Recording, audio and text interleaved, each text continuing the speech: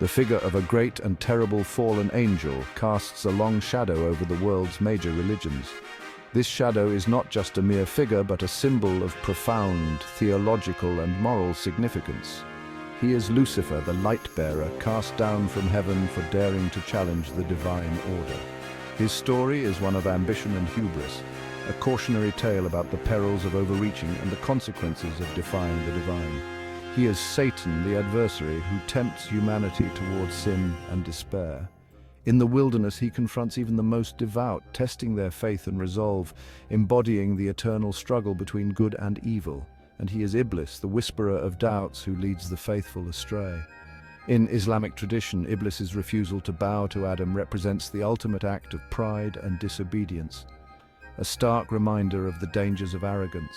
Though their names and details differ, these figures embody a universal human fear, the betrayal of the sacred, the rebellion against the divine, and the ever-present potential for darkness within us all.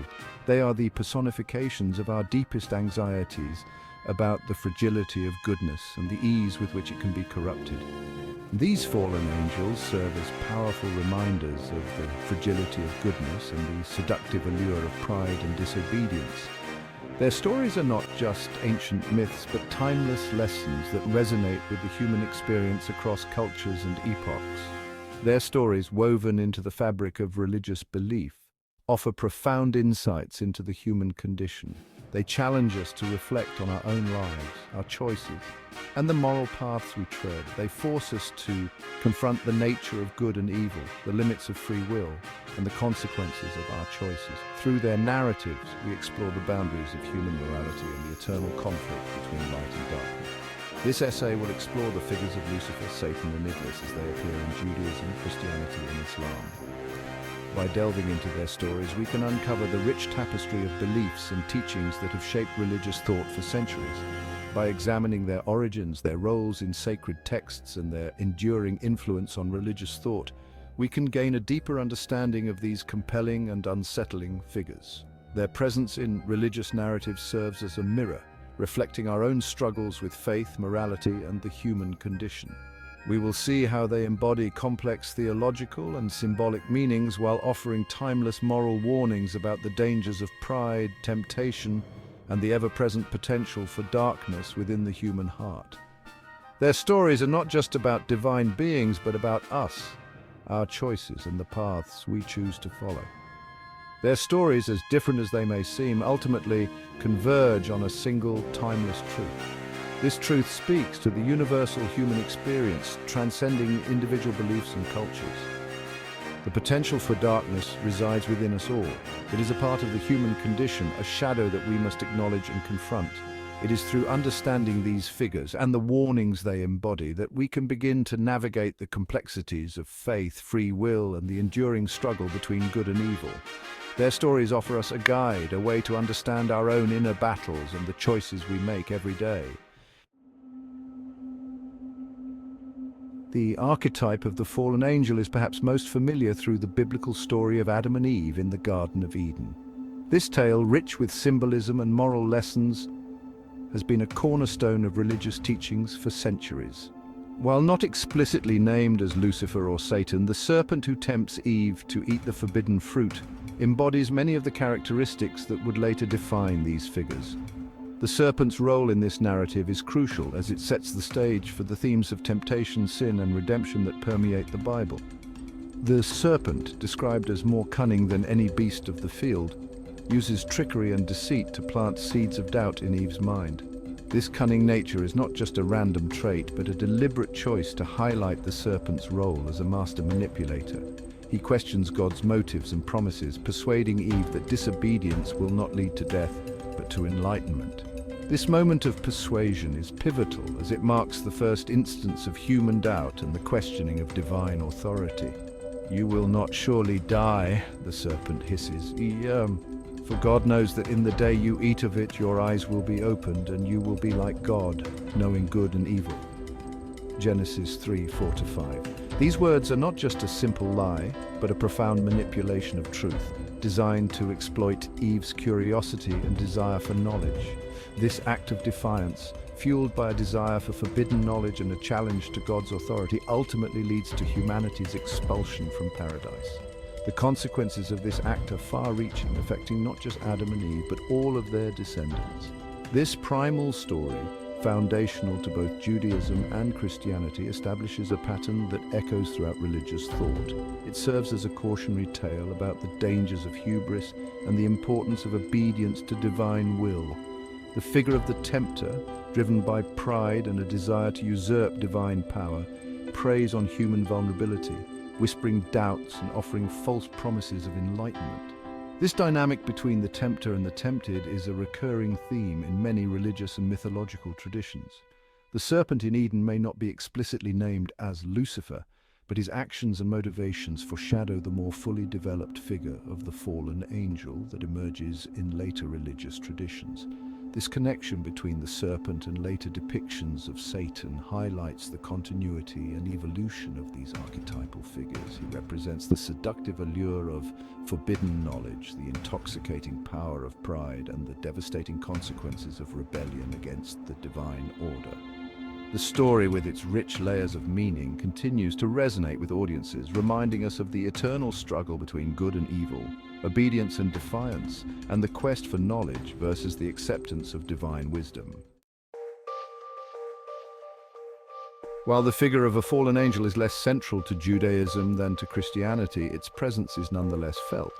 Unlike Christianity, which developed a complex mythology around Lucifer, Judaism tends to treat the concept of evil in a more nuanced and less personalized way.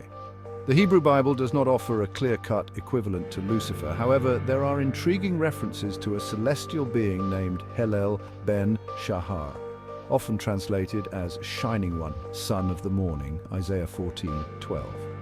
This figure, associated with the planet Venus, is described as having fallen from grace due to excessive pride, echoing the later Christian narrative of Lucifer.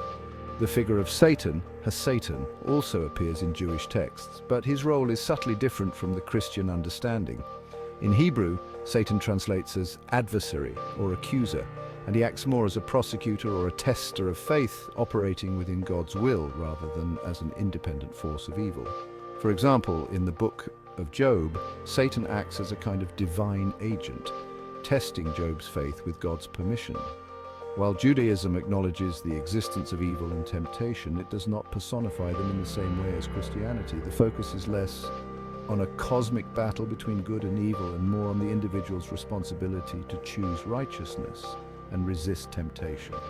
The whispers of a fallen angel may be present in Jewish thought, but they are ultimately less defined and less central to the understanding of God and the universe. In Christianity, the figure of Lucifer takes center stage as the embodiment of evil, the fallen angel who challenges God's authority and tempts humanity towards sin. His story is one of the most compelling narratives in Christian theology, capturing the imagination of believers and scholars alike. His story, pieced together from various biblical passages and elaborated upon in Christian theology, paints a vivid picture of rebellion, pride, and the consequences of turning away from the divine. This tale is not just a story of one being's fall, but a profound allegory for the human condition and the eternal struggle between good and evil. Lucifer's story is often linked to two Old Testament passages, Isaiah 14 and Ezekiel 28. These passages, though originally referring to earthly kings, have been interpreted over centuries to symbolize Lucifer's fall. These passages, while not explicitly referring to a fallen angel, are interpreted by many Christian scholars as allegories for Lucifer's rebellion and subsequent fall from grace. This interpretation has shaped much of Christian thought and art, influencing how believers perceive the nature of sin and redemption. Isaiah 14:12-15 speaks of a Babylonian king who in his arrogance declares, "I will ascend above the heights of the clouds. I will make myself like the Most High." This declaration of ambition and pride is seen as a metaphor for Lucifer's own desire to surpass God. This ambition, seen as a direct challenge to God's sovereignty, is interpreted as Lucifer's fatal flaw. His desire to be equal to or greater than God led to his downfall, a theme that resonates deeply within Christian teachings. Ezekiel 28:11-19 offers a similar account, describing a being of great beauty and wisdom who is ultimately corrupted by pride. This passage further elaborates on the nature of Lucifer's sin, emphasizing the tragic fall from a state of grace and perfection.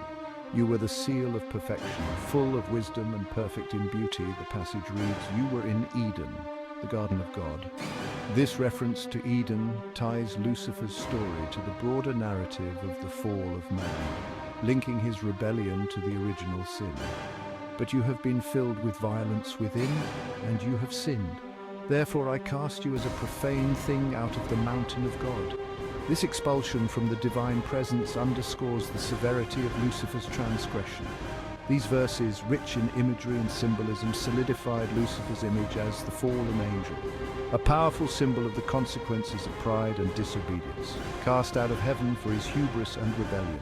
This imagery has been a source of inspiration for countless works of art, literature, and theological discourse.